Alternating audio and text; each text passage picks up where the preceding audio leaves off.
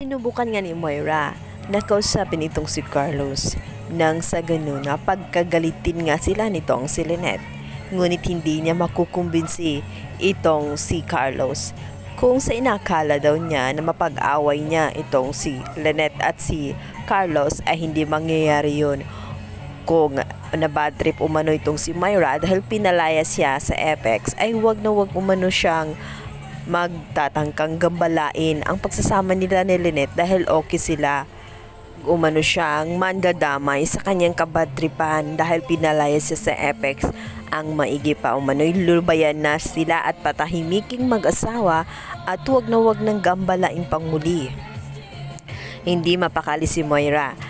Lumayo man siya ngunit nakikinig pa rin siya nung biglang tawagan ni Lynette itong kanyang asawa. At dito nga napag-alaman ni Moira na magkikita pala itong si Giselle at itong si Lynette kasama ang kanilang mga anak. At dito nga may pinaplano si Moira, nais na nga niyang dito makaganti sa dalawang magkakaibigan. Punta siya sa isang dinner kung saan hindi naman siya invited para lang manggulo.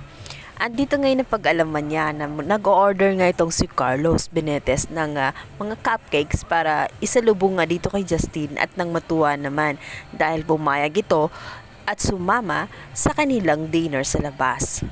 Nabangan ni Moira ang delivery boy ng mga cupcakes at dito nga ay siya na mismo ang nagdala. Ngunit ikakagulat nga nila ang magiging surpresa nitong si Moira sapagkat iniba niya kung anong mga nakalagay doon ay binago niya. Yun ay pari surpresa nga itong si Giselle at maging itong si Lynette. Dumating na sila sa restaurant at excited nga ang mga ito para sa kanilang kainan. Sinabi na nga ni Giselle na kumain na silang mauna. Baka matatagalan pa si Justin or baka hindi na nga ito sisipot. Ngunit maya-maya pa lang ay dumating na nga itong si Justin. At dito nga ay nagkailangan pa sila dahil ayaw nga ni Justin na makatabing ang kanyang ina. Kaya naman ang ginawa ni Lynette ay siya nang nag-adjust. Agad namang naalala ni Lynette ang kanyang sorpresa para dito nga kay Justin. Ito nga ay ang mga cupcakes at agad na binigay sa kanya. Man itong si Justin, ngunit agad naman niya itong tinanggap dahil alam niyang galing ito kay Lynette at hindi galing sa kanyang ina. Maya-maya pa nga ay nagulat din itong si Lynette at itong si Annalyn dahil mayroon din silang mga kanya-kanyang regalo. Bagay na ipinagtaka nitong si Justin dahil wala naman siyang in-order, ngunit hinayaan na lang niya. Maya-maya pa ay excited na silang buksan ang kanilang mga regalo, ngunit ikakagulat nila ang mga laman nito. Dahil ang kay Justin ay isang libro na nakalagay doon ay The Abandoned Child. Talang ito naman kay Lynette ay mga cupcakes at may mga letters na nakalagay, kabit. Samantalang ito naman kay Annalyn, ang nakalagay naman ay mga cupcakes din ang may nakalagay na anak ng kabit. Kaya naman nasaktan ang mag-ina at bakit naman daw ganoon ang nakalagay. Maya pa nga ay bigla na nga susulpot ang may dahilan ng lahat. At dito nga ikakagulat nila dahil galing pa lang ang mga ito kay Moira. Ito nga sasabihin ni Justin na wala siyang pina-order ng mga cupcakes. Maaaring galing ito sa iba at sinurpresa nga sila.